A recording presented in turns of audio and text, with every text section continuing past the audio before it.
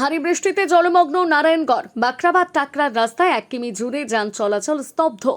টানা ভারী বৃষ্টিতে চরম ভোগান্তির মুখে পড়েছেন পশ্চিম মেদিনীপুর জেলার নারায়ণগড় বিধানসভা এলাকার বাসিন্দারা। বিশেষ করে বাখরাবাদ সংলগ্ন টাকরার এলাকায় পরিস্থিতি অত্যন্ত সংকটজনক। প্রধান সড়কের প্রায় 1 কিলোমিটার অংশ জলের তলায় চলে যাওয়ায় কার্যত স্তব্ধ হয়ে পড়েছে যান চলাচল। স্থানীয় সূত্রে জানা গিয়েছে, টানা বৃষ্টির জেরে সংলগ্ন নিকাশি নালাগুলো উপচে জল রাস্তায় উঠে এসেছে। পর্যাপ্ত জল নিষ্কাশনের ব্যবস্থা না থাকায় গুরুত্বপূর্ণ এই সড়কটি কার্যত জলাশয়ের চেহারা নিয়েছে।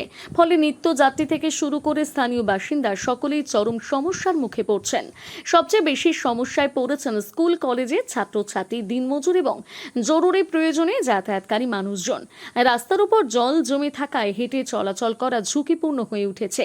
জরুরি পরিস্থিতিতে রোগী নিয়ে হাসপাতালে যাওয়ার কার্যত দুর্বিষহ হয়ে পড়েছে বলে অভিযোগ স্থানীয়দের। এলাকাবাসীদের অভিযোগ, বর্ষা এলে প্রতি বছর একই সমস্যার মুখোমুখি হতে হয় তাদের। নিকাশি ব্যবস্থা সঠিক না থাকায় সামান্য থেকে ভারী বৃষ্টিতে এই রাস্তা জলমগ্ন হয়ে পড়ে। দীর্ঘদিন ধরে প্রশাসন ও জনপ্রতিনিধিদের বিষয়টি জানানো হলেও সমস্যার স্থায়ী সমাধান হয়নি বলে দাবি তাদের। এক স্থানীয় বাসিন্দার কথায়, প্রায় 1 কিলোমিটার রাস্তা পুরোপুরি জলের তলায়। গাড়ি চলাচল তো দূরের কথা, হেঁটে যাওয়ারও দায় হয়ে পড়েছে। রোগী নিয়ে হাসপাতালে যাওয়া কিংবা দৈনন্দিন কাজে বেরোনো অত্যন্ত কঠিন।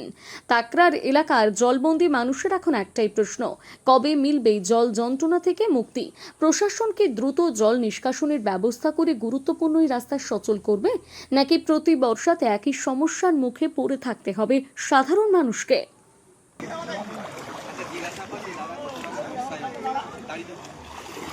আমরা তো অনেক সমস্যা হয়ে গেছে, কি আর করবো বলুন।